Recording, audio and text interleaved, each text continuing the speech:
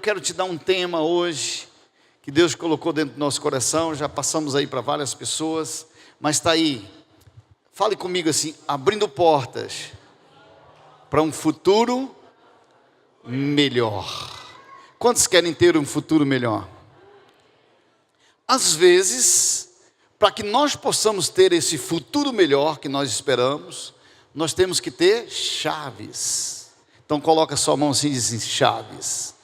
Chaves que poderão abrir portas especiais, que vão dar acesso a um futuro melhor. Às vezes nós temos que entrar nessas portas. Por sinal, entenda bem algo aqui. A palavra de Deus diz, próprio Jesus falando, que ele se intitulou como a porta. Amém? Ele diz assim: se alguém abrir a porta, eu entrarei, cearei com ele, e ele ceará comigo, achará descanso.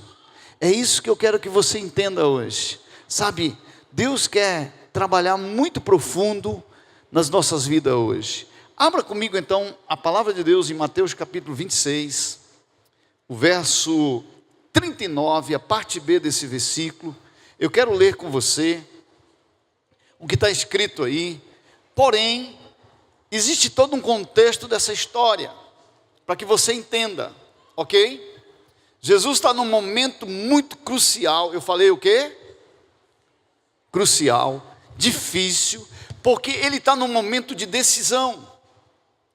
Ele está no jardim do Getsêmani, e ali ele está tão perseguido por dores de decisão, que ele chega a suar sangue.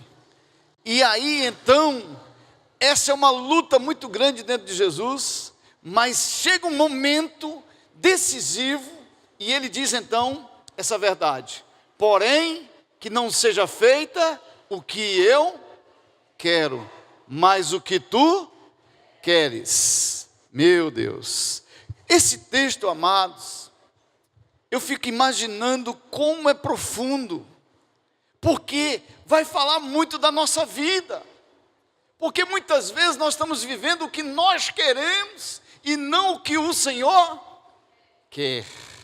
Então nós precisamos verdadeiramente entender o que nós queremos. Todas as vezes que falamos de abrir portas, nós precisamos pensar, sabe, portas abertas podem dar um destino à minha vida. Uma porta aberta pode gerar algo de um futuro melhor para a minha vida. E se nós pensarmos nesse momento em que Jesus, ele está diante de uma decisão muito séria, algo que mudaria o destino da humanidade, e eu fico imaginando assim que talvez as suas decisões não mudam, ou não mudem o destino da humanidade, porém, pode mudar o seu destino e o destino das pessoas que talvez possam estar próximo de você. A sua família, por exemplo, os seus filhos, os seus amigos, os seus discípulos, as pessoas que estão próximas da sua vida. Sabe, nós precisamos pensar nisso. Entenda, uma das maiores lutas que nós atravessamos, eu não sei como é com você diariamente, mas comigo é assim, é contra uma coisa chamada desejo. É aquilo que luta, né, todos os dias nas minhas decisões. Desejos pessoais meus, indiferente aos desejos do Senhor para a minha vida. Sabe, isso é algo que precisa ser trabalhado em nós. É o que nós chamamos de eu. Sabe de uma coisa? Por causa do que eu quero, olha para o seu irmão e diz assim: eu quero, eu acho, eu penso. Ou você não ouve isso muito por aí? Você vai falar com alguém: ah, mas eu acho. E aqui é que está o problema. Diga para o seu irmão assim: isso é um problema. Porque existe uma coisa chamada Independência, que todos nós nascemos com esse defeito de fábrica.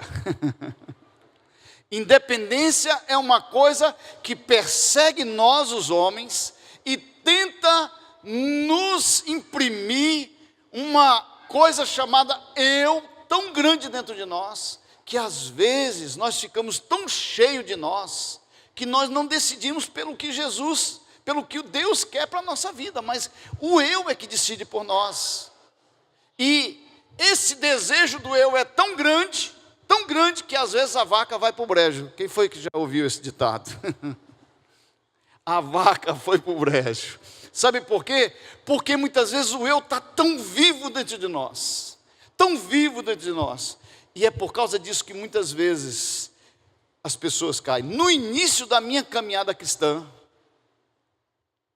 eu tive o privilégio de ter um mentor, de ter um discipulador, que uma das coisas que ele me fundamentou foi com esse princípio de tirar o eu do centro e colocar Jesus. E então eu quero mostrar um gráfico para você. Esse gráfico, ele tem tudo a ver com a nossa vida. Então, para nós continuarmos aqui, eu queria chamar a sua atenção agora, antes, para que você baixasse a sua cabeça e nós vamos orar por essa reunião nessa noite. Pai, aqui está a tua palavra. E eu creio, Deus, que nessa noite é uma noite de restauração, de mudança, de cura, de transformação e de desejos colocados diante do Senhor. Por isso, nos ensine a tua palavra. Tudo que vai ser ministrado aqui, Senhor, que caia profundamente dentro do nosso coração e venha germinar segundo a tua vontade. Em nome de Jesus, amém e amém. Então, querido, é muito fácil de nós entendermos isso. Todo mundo, eu falei, nasce com um defeito, né, de fabricação, que é uma coisa chamada independência, que isso o homem adquiriu aonde? Lá no Jardim do Éden, quando o Adão e a Eva comeram daquilo que era proibido. E por causa disso, isso veio perseguindo o homem, e Jesus veio para trazer de volta a vida e restaurar e ser o centro. Mas para que você possa ter ele como centro da sua vida, ele precisa ser o quê? Senhor. Diga para o seu irmão assim, ele precisa ser Senhor. Agora, para aí, se eu tenho um Senhor na minha vida, ele precisa governar. Amém? O problema é que às vezes nós dizemos que temos Jesus como Senhor, mas ele não é o governo da nossa vida. Aí a coisa complica. Então, querido, a vida normal de um homem, ele funciona mais ou menos assim, tá? Eu tenho necessidades. Eu preciso de dinheiro, sim ou não? Só eu que preciso de dinheiro? Todos nós precisamos de dinheiro. Prazer, alegria, né? Coisas boas, passear. Quem passou esse ano? Aleluia, aleluia, aleluia, aleluia. Então, queridos, ainda tem muita gente passeando, né? Então, precisamos de prazer. É importante estudo, sim ou não? É muito importante. Nós precisamos disso para o trabalho, família, sim ou não? Lazer, nós precisamos de tudo isso. Todo mundo tem direito disso. O incrédulo, ele tem isso aí. Aleluia. Só que tem uma coisa, tem um outro gráfico que eu quero mostrar para você, que há uma diferença. É o religioso. Diga, o religioso é essa pessoa aí, tem as mesmas necessidades, precisa de dinheiro, precisa de ter prazer, precisa de Cristo, ok? Precisa de trabalho, de família, de estudo. Aí ele recebe Jesus. Só que o problema é que Jesus não é o centro. Quem é o centro aí? O eu. É a mesma coisa de um incrédulo, talvez até pior. porque agora se veste de uma roupagem. Mas as decisões estão pautadas no que eu penso e no que eu acho. Quantos estão entendendo isso? Agora, querido, olha o que Deus quer para mim e para a sua vida.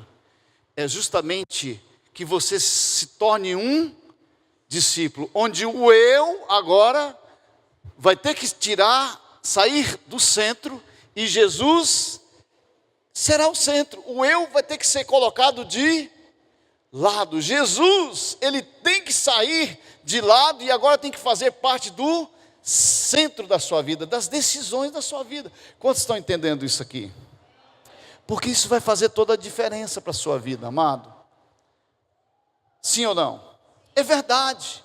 Por exemplo, a moça quer casar. Agora, geralmente, ela fala o quê? Eu só quero casar se for com...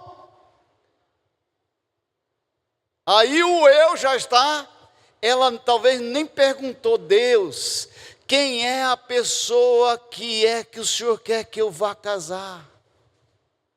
Aí, às vezes, a pessoa quer fazer um curso, uma faculdade, e ela diz assim, eu só quero fazer se for o curso. O eu é que prevalece. Querido, deixa eu falar uma coisa para você. Eu quero que você entenda algumas coisas profundas, muito importantes nessa noite, porque isso vai fazer toda a diferença para a sua vida. Porque você pode dizer assim, pastor, mas eu não sei ouvir ainda Deus.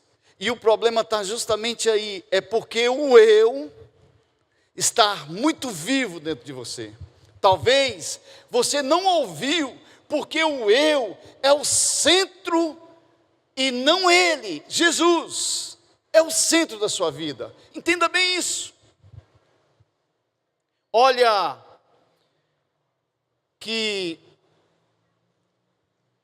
olha o que está no centro da sua vida hoje. Sabe, pense bem, querido. Sabe, entenda. Eu quero que você possa pensar hoje comigo. Eu quero que você entenda algumas verdades que Deus está querendo colocar para mim e para você hoje. Deus, ele vai abrir uma porta para você e com certeza você irá experimentar uma vida nova, um tempo novo, amém? Novas estações. Eu acredito muito nisso, eu creio muito nessas verdades. Porém, uma das coisas é certa, existem promessas que vão acontecer nesse ano de 2019, porque nós estamos no ano da frutificação, lugar de bênção, lugar onde nós vamos colher. Mas uma coisa interessante que nós precisamos pensar logo no início do ano, você que está caminhando para crescimento, é que nós precisamos que Jesus seja o centro de tudo, porque senão nós podemos só ter coisas, e coisas sem Deus não vale nada. Quantos estão entendendo isso? Isso é a grande verdade. Então pense numa coisa séria.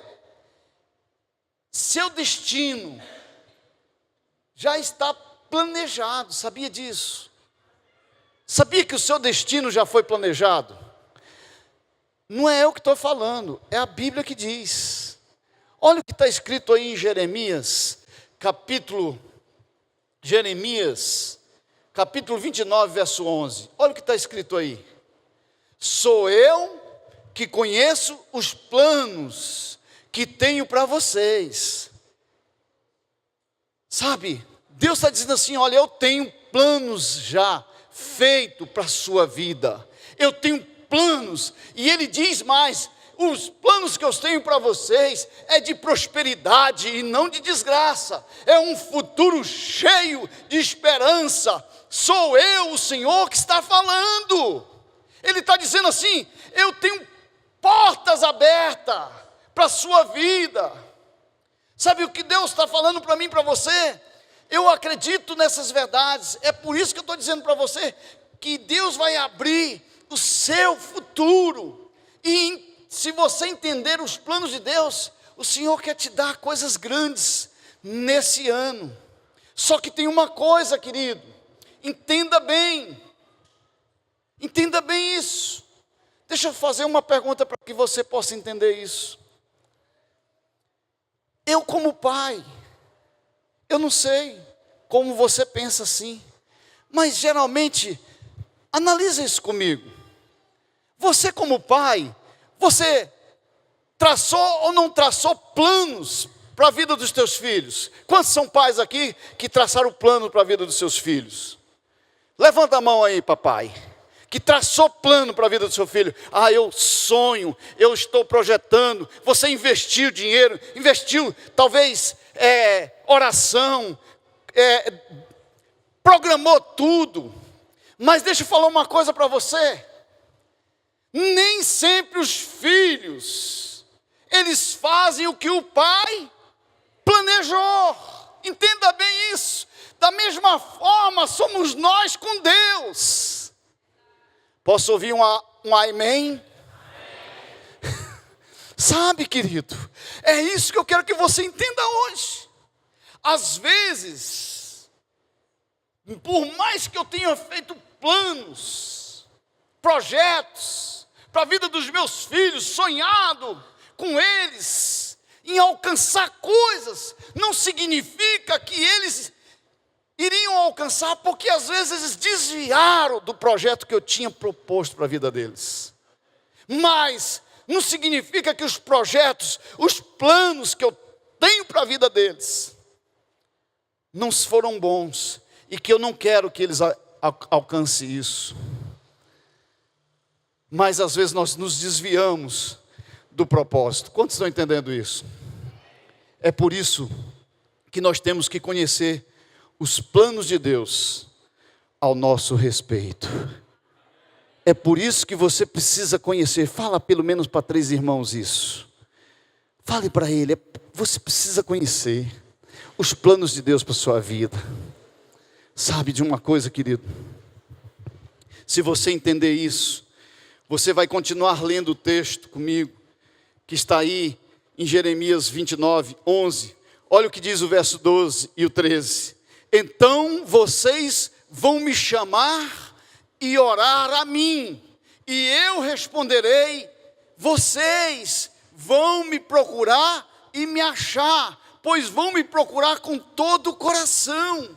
Olha, ele está dizendo assim: quando vocês me chamarem, orarem, eu vou estar com vocês, eu vou responder as questões de vocês. Porque às vezes a gente quer tudo dado assim de qualquer jeito. E Deus está dizendo assim: eu quero relacionamento, eu quero vida com vocês. Quantos estão entendendo isso? Agora, querido, presta bem atenção aqui. Preste bem atenção nessas verdades que eu estou querendo colocar para você. Sabe, a Bíblia está dizendo assim, eu gosto muito dessa palavra, que está em João capítulo 5, verso 19 e o verso 20. Quando o próprio Jesus, ele começa a relatar essa verdade. Ele diz assim: então Jesus disse a eles. Sabe o que foi que Jesus disse? Eu afirmo a vocês que isto é verdade. O filho não pode fazer nada por sua própria conta, pois ele só faz o que vê o pai fazer. Tudo que o pai faz, o filho faz também. Pois o pai ama o filho, ele mostra tudo o que está fazendo e vai mostrar a ele coisas ainda maiores do que essas, e vocês vão ficar admirados. Sabe o que Deus está falando aqui? Se você começar a entrar em profundo relacionamento, eu fico pensando Jesus administrando todas as coisas, fazendo todas as coisas, ouvindo a voz de Deus. É por isso que Jesus cumpriu o propósito dele aqui na terra. Você quer cumprir o propósito aqui na terra? Deus tem te chamado para isso. Fale pelo menos para os 3 irmãos, para que eles possam entender isso. Jesus cumpriu a missão dele aqui na terra. Então diga para o seu irmão que está aí do seu lado: descubra qual é a sua missão. Descubra Qual é a sua missão? Amém. Você sabia que suas decisões, elas podem atrapalhar a missão de Deus para a sua vida? As suas decisões podem atrapalhar a missão que Deus tem dado a você. Às vezes nós decidimos, e por causa disso, nós erramos e nós precisamos corrigir. Eu quero te dar nessa noite 3 áreas que você precisa vencer para que você possa cumprir o propósito de Deus na sua vida. Para que você volte para a missão que Deus tem para você. Baseado em 1 João 2,16. Leia comigo essas verdades. A Bíblia diz aí: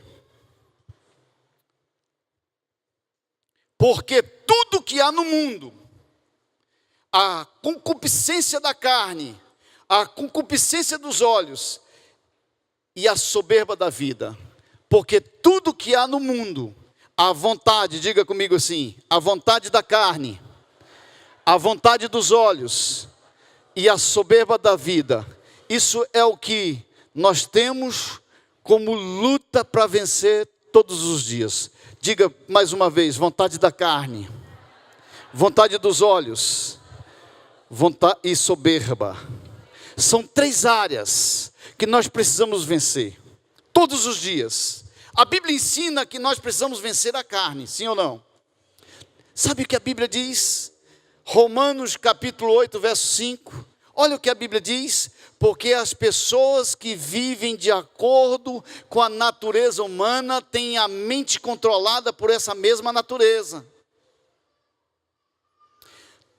Vou repetir de novo, porque todas as pessoas que vivem de acordo com a natureza humana têm a sua mente controlada por essa mesma natureza. Mas as que vivem de acordo com o Espírito de Deus têm a sua mente controlada pelo Espírito. E as pessoas que têm a mente controlada pela natureza humana acabarão morrendo espiritualmente, mas as que têm a mente controlada pelo Espírito de Deus terão a vida eterna e a paz. Por isso, as pessoas que têm a mente controlada pela natureza humana se tornam inimigas de Deus, pois não obedecem à lei de Deus e de fato não podem obedecer a ela. As pessoas que vivem de acordo com a sua natureza humana não podem agradar a Deus. Meu Deus, olha para o seu irmão assim, é muito sério isso. Quantos estão entendendo? Então, querido, deixa eu falar uma coisa para você. Você que quer vencer a carne, você precisa pender para o Espírito. Precisa depender mais de Deus, precisa buscar muito Deus, precisa se entregar muito para Deus, para que assim você possa vencer a carne, os desejos, a vontade. Quantos estão entendendo isso? Entenda bem. Agora, preste bem atenção. Uma outra coisa é os nossos olhos. Meu Deus, os nossos olhos, eles são facilmente de serem contaminados. A Bíblia fala que os nossos olhos são janelas, são portas que dão acesso a coisas que poderão me trazer destruição. Olha o que o salmista Davi, está no Salmo 101, verso 3, ele fala uma coisa muito legal aqui, muito gostosa, porque Davi já tinha tido experiência. Lembra lá da Betseba? Ele deu só uma olhadinha e por causa disso ele foi contaminado e ele entrou num turbilhão de situações difíceis. E meu Deus, se não fosse o profeta ter ido lá e feito um conserto ali com ele, para ele voltar de novo e dizer: eu estou errado, preciso consertar, eu imagino que esse homem poderia ter vivido. A Bíblia diz, no Salmo 101, verso 3, o próprio Davi dizendo: não porei coisa má diante dos meus olhos. Sabe por quê? Davi entendeu isso. Davi estava na posição de rei. Mas ele sabia que uma facilitada poderia ser fatal. Você está entendendo isso? Porque ele tinha já experiência. E quantas vezes nós estamos entregando os nossos olhos? Sim ou não? Gente, a gente olha muito para a aparência, é ou não é verdade? A gente olha e já vê logo a aparência. Ai, que gatão, aleluia. Mas, irmão, às vezes é só casca. Entende isso? É ou não é verdade? Você quer saber quem são as pessoas? Vive com elas. Relacionamento com elas. Tem intimidade. Começa a conversar. Porque às vezes aquilo que não é, né, aquela coisa frondosa, tão, né, tem conteúdos tão apropriados de Deus, que vão fazer toda a diferença. Então, não viva por vista, por aparência, mas olhe o que as pessoas têm dentro delas, que é muito importante. Irmãos, às vezes a gente quer as coisas para mostrar para as outras pessoas. Sabia que tem pessoas que possuem as coisas para mostrar para os outros? Eu acho que não funciona isso, porque isso não traz felicidade. Porque o mais importante é eu ter aquilo que me traz, que supre as minhas necessidades. Entenda isso. Quantos estão entendendo isso? Estou falando isso só porque é muito bom ter coisas boas. Você acha que eu estou andando de L200 porque eu quero? Porque supre a minha necessidade. Mas o meu carro mesmo é uma... Irmão, vocês não lembram mais qual que é o meu carro? Como é que é o carro, irmão? Aleluia. SW4. Branca, tá? Brincadeira. Então, eu quero dizer para você que nós podemos ter sonhos e desejos. Mas nem sempre, nada contra a Chevrolet, tá? Aquela Blazer que é tão linda também, aleluia. Tem que puxar sardinha ali para a nossa ovelha, né? Amém. Mas o que eu quero falar para você é que nós precisamos, queridos, começar a entender que às vezes os nossos olhos se voltam para as coisas e nós esquecemos Deus, nós esquecemos as promessas, nós esquecemos sonhos nossos. E às vezes nós ficamos tão fisurados em alcançar aquilo que nós sonhamos, que nós começamos a fazer coisas sem ouvir a voz de Deus. E o mais importante é você ouvir a voz do Senhor na sua vida. Meu Deus, sabe por que eu estou falando isso para você, querido? Olha o que está escrito aí em Tiago, capítulo 1, verso 14. Para tu entender essa situação. Eu vou até ler nessa versão aqui, que eu trouxe para você, porque ela é muito também interessante.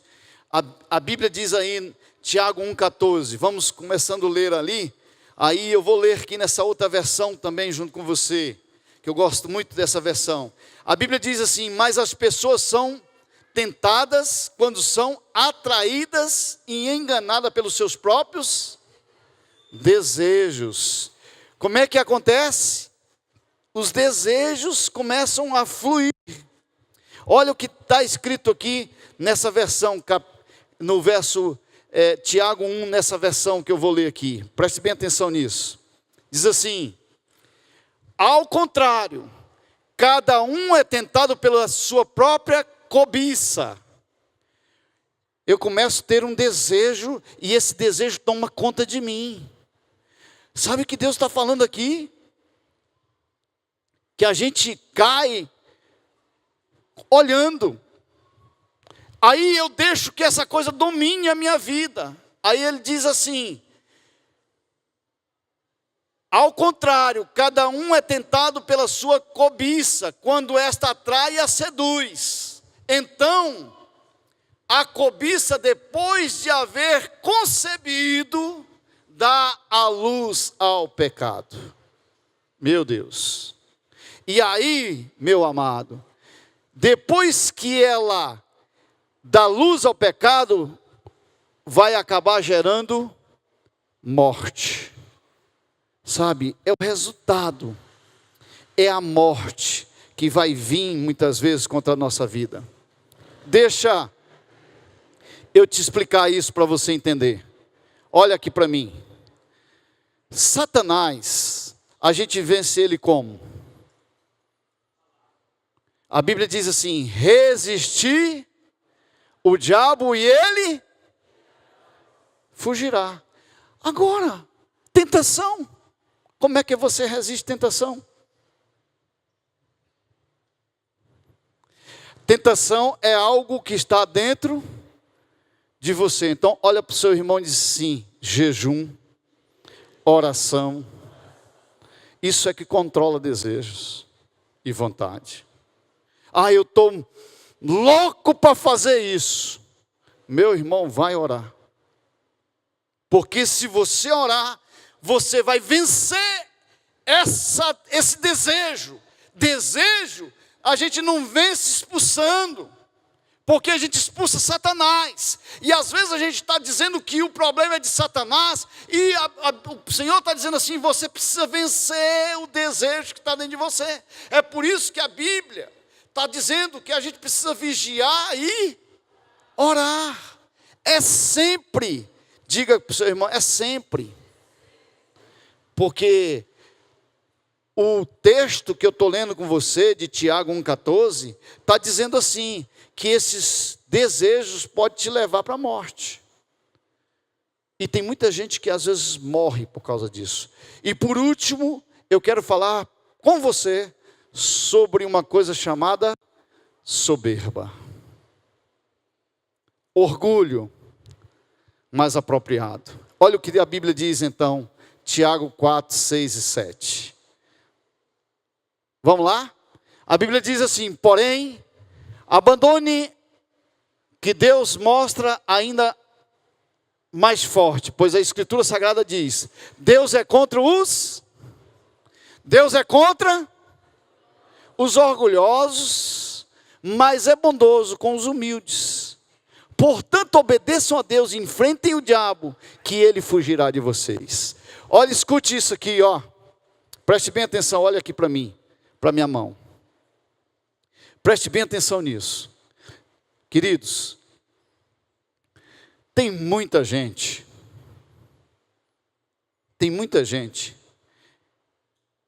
que tem condições, é rico, mas é humilde.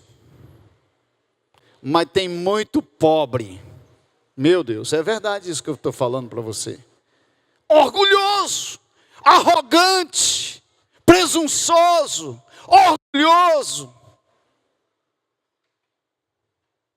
E o que a Bíblia está dizendo assim, que Deus está contra. Olha, o que Deus está dizendo aí é que Ele já está com a mão no peito do orgulhoso e dizendo: daqui você não vai alcançar sonhos e propósitos.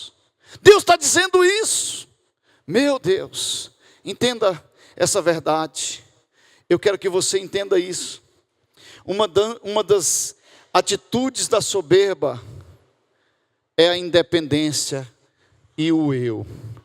É muito fácil de nós entendermos isso.